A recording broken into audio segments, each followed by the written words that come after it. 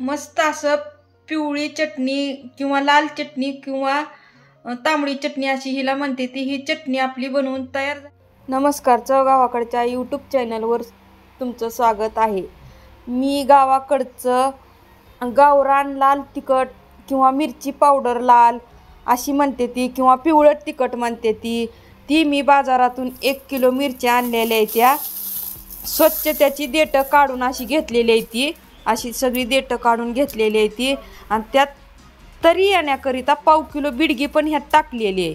आणि 1 किलो मिरच्यासाठी मी अर्धा किलो मीठ घेतलेला आहे. आता ही दोन्ही मिळून मी डंक्याहून कुटून आणणार आहे. वर्षभरासाठी पिवळी चटणी किंवा लाल तिखट बेडगी मिरची अशी म्हणते ती. मी बाजारातली आणत नाही, कारण बाजारातली कशी असती मिरची, काय असतंय तिखट आपल्याला काही. मी बाजारातून ही 1 किलो मिरच्या आणल्या त्या, पण मी बाजारातून आयतं तिखट बनवलेलं आणत बी नाही, खात बी नाही. घरच्या घरी वर्षभरासाठी मी तिखट बनवते आणि ह्याला मीठ आणि मिरचीच लागती फक्त. वर्षभरासाठी ही तिखट टिकतंय पण आणि पुरतंय पण. आणि मी बाजारातलं तिखट वापरत नाही. ती कसं असतंय काय असतंय आपल्याला माहीत नसतंय, म्हणून घरच्या घरीच वापरते. आता ही मिरच्या अशा देठं काढून मीठ किलोला अर्धा किलो मीठ घेतलेलं आहे. आणि हे आता डंक्याहून कुठून आणायचं आणि मिक्सरवर पण लगेच होत्यात बारीक. ह्याचं काय लय कष्ट नाही, काय नसतंय निबरपणा, लगेच मिक्सरवर पण बारीक होत्यात. वर्षभरासाठी व्यवस्थित तिखट छान जातंय टिकलं. चला तर मग आता ही डंक्यावरून मी कुटून आणणार आहे.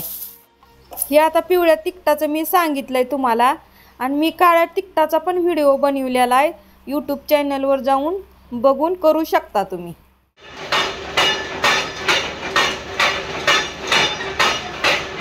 अशा आपण डंकातून पिवळी चटणी ही कुटून आणलेली आहे, मस्तपैकी कुटून तयार झालेली आहे. आता मी भरणीत भरून ठेवणार आहे वर्षभरासाठी. आता ही एक भरणी भरली, आता ही दुसरी भरणी भरणार आहे. मस्तपैकी आपली ही पिवळी चटणी किंवा लाल चटणी हिला म्हणते ती, कुणी तांबडी चटणी म्हणते ती. ही अशी ही चटणी आपली बनवून तयार झाली वर्षभरासाठी. वर्षभर राहिली तरी काही सुद्धा होत नाही.